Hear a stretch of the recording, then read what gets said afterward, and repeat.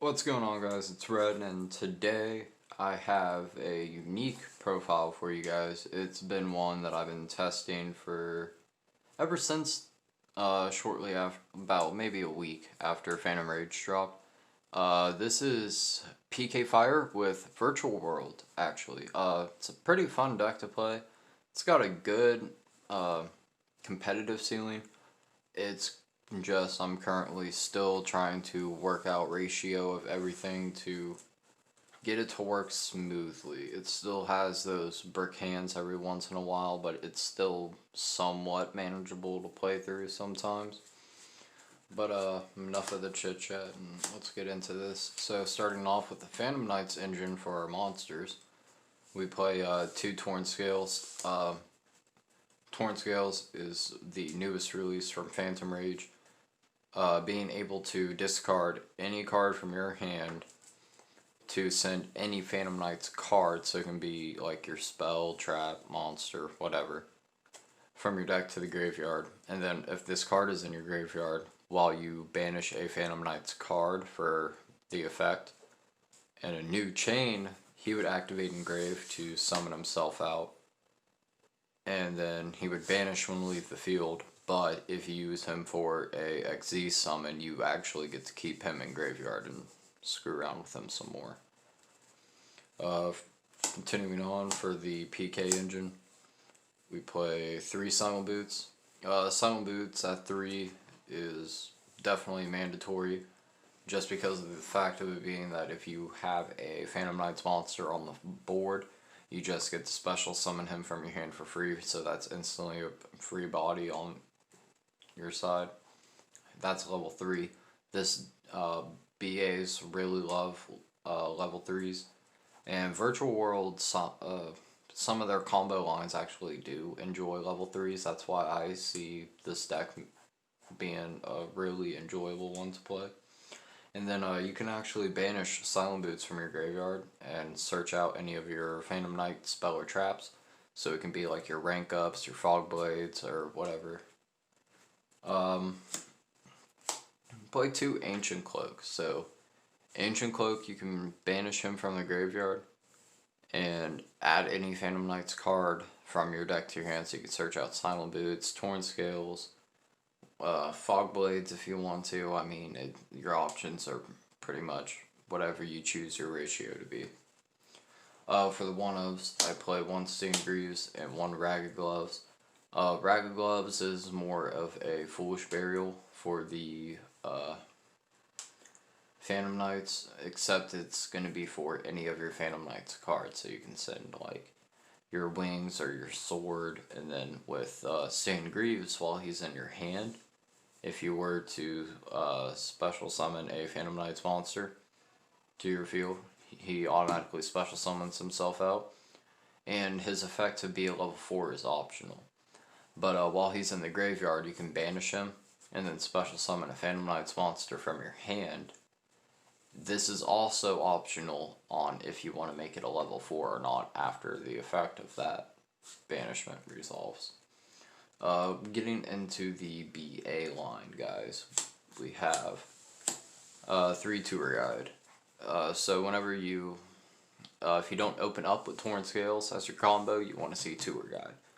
So Tour Guide is going to allow you to special summon any level 3 Fiend monster from your deck, but its effects are negated. And typically the best BA you want to line up with that is going to be your Graph. So all BA monsters have the effect of, while you have no spell or traps in the graveyard on the field, you get to special summon them from your hand, but you only get to use one of the bullet point effects if this card touches the graveyard. So since you summoned it and it touches the grave that way by you know, having the no spell and traps, it won't get its graveyard effect. But since you're doing it off Tour Guide to make your Cherubini or to just combo extend, you're going to special summon a Burning Abyss monster from your deck. And typically the best one to pair up with that is going to be Seer. So when Seer is sent to graveyard, you're going to target a Burning Abyss monster in your graveyard and special summon it back out. So I mean, you can summon out like your Graph again. You can summon out Cherubini later on and combo. I mean, Dante even, guys. I mean, come on. And then the one Scarm, honestly, I've been thinking about taking Scarm out, but I kind of been enjoying getting the one search for the tour guide in case if you don't open up with it and you have like that weird hand where you have wind up with Scarm in the graveyard. Instantly fix up your hand and have a following startup play on your next turn. For the Virtual World engine, we play 2 Lulu. So Virtual World is a weirdly operated deck. So they activate in hand by targeting another Virtual World card on the field. And then they each have a different effect. So what Lulu will do is it will target one. And then if you target a trap, you send either a monster or a spell to grave. And say if you send a spell to grave, Lulu has the ability to add you the third of whatever you didn't target or send to your hand. So if you sent your spell, you would add your monster. 2 Nian. Nian's a really nice, cool card to open up with, especially if you see it with Torrent Scales. Because whenever you were to summon out a level 3 monster, whether it be normal summon or special summon, this card comes right out from the graveyard as a level 3 tuner, but it gets banished when it leaves the field. When this card gets banished, though, this is what I really like.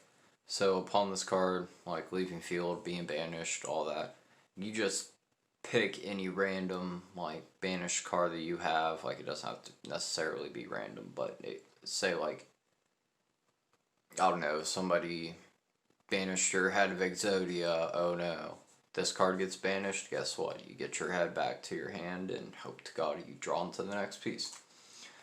Lao Lao. So Lao Lao, you know, you target, you send, summon it. Lao Lao is your monster reborn for the Virtual World combo, which, you know, the main reason for Virtual World being in here is you want to see this combo after you link climb into your Rusty Bardiche. So that way you're not locked out of your links, because these guys will only lock you into summoning level and rank 3 and higher monsters when you use their effects. Fair warning before I forget now. 1 Virtual World GG. So GG's is probably one of the cards I would probably bump up to 2 that are Lao Lao.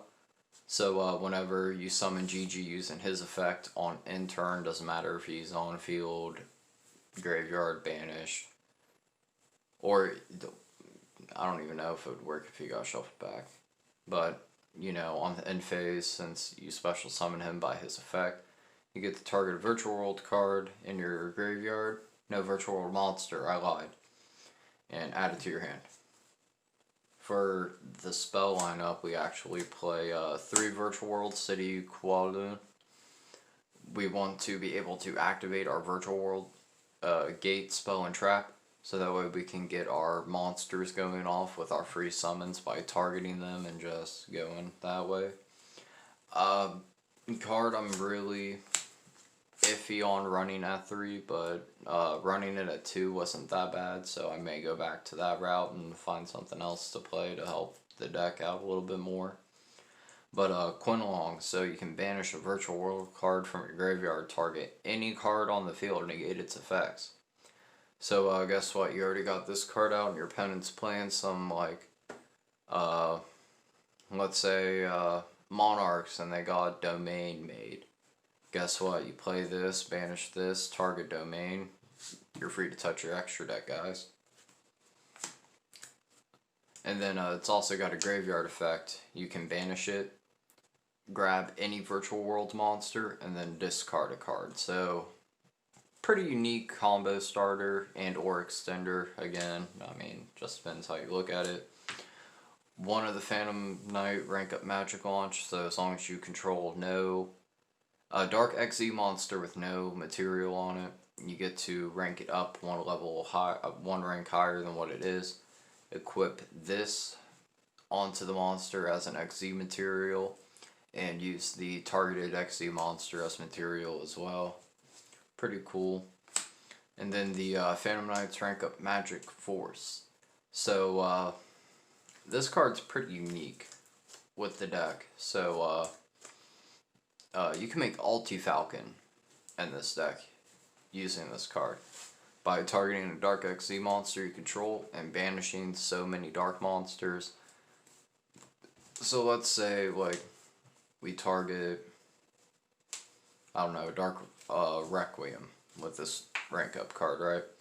We'll banish 5 dark monsters and then summon out our Ultimate Falcon. I mean, it's as simple as that. But continuing on with our spells, we also have the 1 reinforcement of the army. So if you see this, you're going to get Torn Scales as long as your opponent doesn't Ash Blossom you.